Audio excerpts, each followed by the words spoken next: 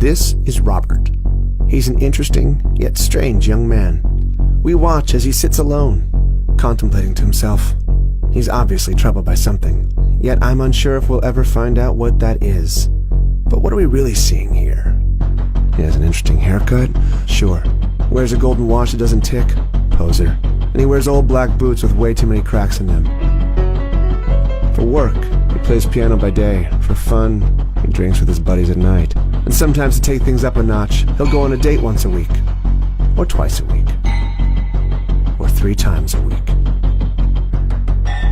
One day, Robert was walking out of the local grocery store, which he tended to do every so often. Man's gotta eat. Only on this particular day, something stopped him in his tracks. It was an envelope of cash lying on the ground. Unsure of how to react, Robert looked around for a moment, then looked back. It was a fresh stack of bills and had a red stain on it. Now I'd love to tell you that Robert left the cash where it was, or even turned it into the police, but he didn't. He simply dropped his groceries, picked up the envelope, and walked away. In fact, he was so infatuated with his new discovery that he left his groceries behind, which unfortunately for him were stolen soon after. He didn't feel good about what he'd just done, but he didn't feel bad about it either. To Robert, fate had specifically placed the money there for a reason, and it was better off his than anyone else's. So he continued his day. He went to work, looking over both of his shoulders as he did so. Then he went out, unapologetically spending his new cash on expensive bottles, expensive treatment, and expensive friends. He cheersed everyone around him, taking one shot, then another shot, then another shot after that. Finally, he checked his phone and received an enticing invitation from a lady friend. He pounded one more shot and he left. He drank more than he had in quite some time, and stupidly, Robert proceeded to get into his car. He looked for the right key, fumbled a bit, then he got in. He figured he could manage a quick drive. I mean, come on, he was Robert. This was his lucky day. Robert became easily distracted, ended up losing complete control of the vehicle, and our boy Robert hit someone. Let's talk about Haley. She's young, peculiar, wears dark clothing, and spends her time in obscure parts of town, like this subway, for instance. She's unpredictable and definitely lives by her own rules. She wears low-key punk rock boots, has straight dark hair, and always wears long coats. I mean always. But most interestingly, she has eyes that sometimes change color. And although she has a kind face and a unique style, don't be fooled. Haley claims to suffer from kleptomania. For those who don't know, kleptomania is an impulse control disorder that results in an irresistible urge to steal. And that's exactly what Haley does.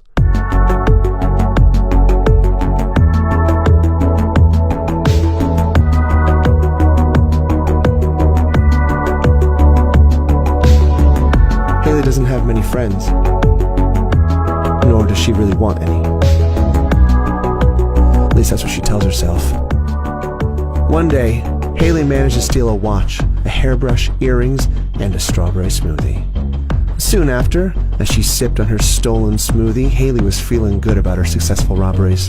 It was just another regular day. That is, until she noticed something very odd.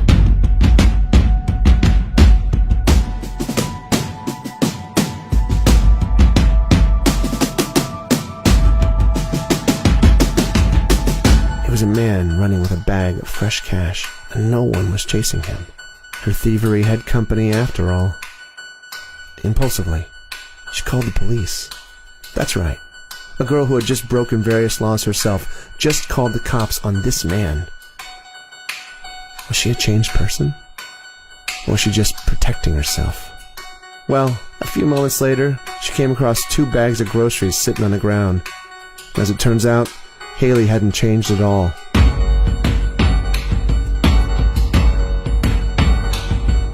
She completed her day by texting a fellow who she knew would respond right away.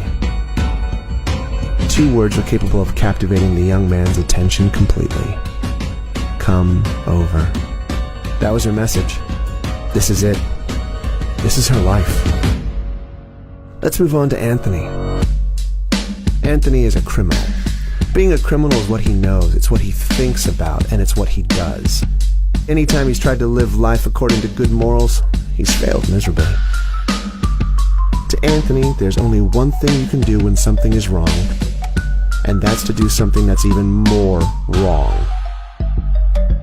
Anthony would spend many of his nights finding ways to defy the law, although he was never very lucky. He would get caught almost as often as he would commit crimes, and this time it cost him a year in prison. After the long 12 months, he was finally released and returned home to his wife. Although he was glad to be back in his element, the world that he knew had changed a bit. Particularly his wife had changed, but he chose to ignore it. One day, as he was preparing himself a slice of pizza, Anthony noticed something peeking out from under the microwave. It was a letter. He opened it only to find overdue balances. His wife, who he loved, was in debt. He didn't want to commit another crime, but he needed to get his wife out of the hole. So Anthony did what Anthony knows how to do best. He robbed a bank.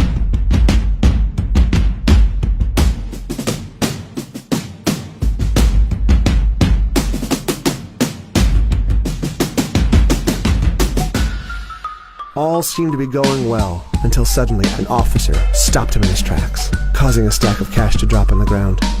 And that was it for Anthony. What about Brenda?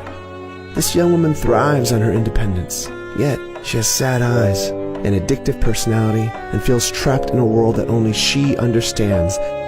She serves coffee by day, works as a hostess by night, and spends the rest of her day watching time go by as she waits for her husband to be released from prison. Eventually, Brenda did find herself a distraction. It was online gambling. She quickly became obsessed. One day, as she was washing a few dishes, Brenda received the call that her husband was coming home. Initially, Brenda was thrilled to see her husband again.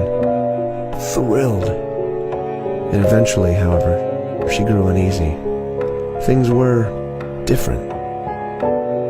A few days later, a large bill came in the mail. And as to be expected, Brenda's gambling addiction had quickly eaten into her savings. It had finally happened. Brenda was in debt. She decided to hide the letter so her husband wouldn't see. Brenda then grabbed her coat, her keys, and left. She walked around the city streets all day with no motive or destination. Things were supposed to be perfect again, but instead she was in debt. She didn't know what she was going to do. Lost in her thoughts, Brenda got into her car that night, and before she could even buckle up, Brenda got hit. So, what does all this mean? Let's recap. Had Brenda not been addicted to gambling, she wouldn't have been in debt. Had she not been in debt, Anthony wouldn't have been motivated to rob a bank. Had Anthony not robbed a bank, Haley wouldn't have called the police. Had Haley not called the police, Anthony wouldn't have dropped the cash. Had Anthony not dropped the cash, Robert never would have found it. Had Robert never found it, he would have never had a reason to celebrate and get drunk. Had he never driven drunk, the accident would have never happened. I think what I'm trying to say is, we are all inevitably connected in some way. Every single one of us, all over the world. What one person does affects another. Like dominoes. One of us falls, and the other follows. And this keeps going, and going, and going,